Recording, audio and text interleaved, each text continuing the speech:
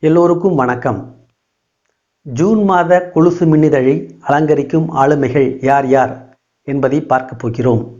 அதற்கு முன்னால் இந்த மாதம் தேர்வான சிறந்த கவிதை, கதை, கட்டுரை யார் என்பதை பார்ப்போம். முதலில் கவிதை. சிறந்த கவிதையாக தேர்ந்தெடுக்கப்பட்டிருப்பது கவிஞர் பா. சிவகுமார் அவர்கள் எழுதிய வனக்காட்சிகள் என்னும் கவிதை தேர்வுக்குழுவினால் சிறந்த கவிதையாக இம்மாதம் தேர்ந்தெடுக்கப்பட்டிருக்கிறது.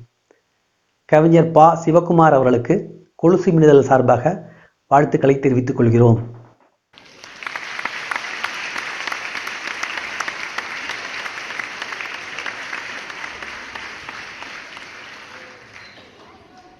அடுத்து சிறந்த கதையாக தேர்ந்தெடுக்கப்பட்டிருப்பது எழுத்தாளர் ராம்கிருஷ் அவர்கள் எழுதிய விழிப்பின் வெளிச்சம் என்ற சிறுகதை ஆகும்.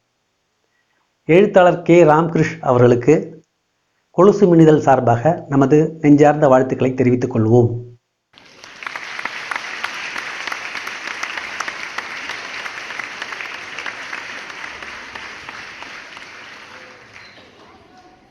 அடுத்து சிறந்த கட்டுரையாக தேர்ந்தெடுக்கப்பட்டிருப்பது கவிஞர் கவிஜி அவர்கள் எழுதிய நான் எனும் நீங்கள் கவனிக்க எனும் கட்டுரையாகும்.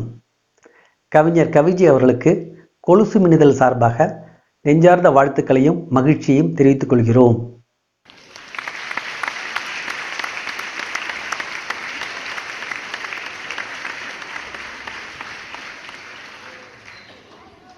இனி இம்மாத படைப்பாளிகள் விவரங்களை பார்க்கலாம்.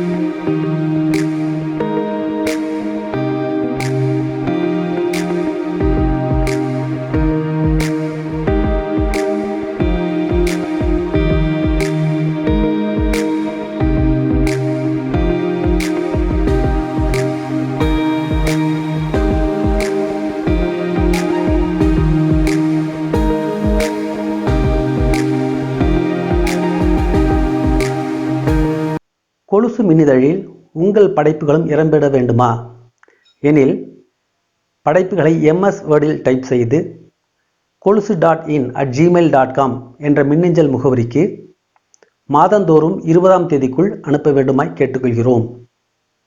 தேர்ந்தெடுக்கப்படும் படைப்புகள் அடுத்த மாதம் 2ஆம் தேதி கொலுசு மின்னிதழில் வெளியாகும்.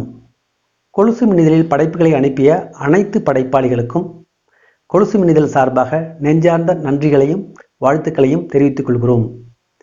மீண்டும் அடுத்த கொலுசு படைப்பாளிகள் நிகழ்ச்சியில் உங்களை சந்திக்கிறேன். நன்றி, வணக்கம்.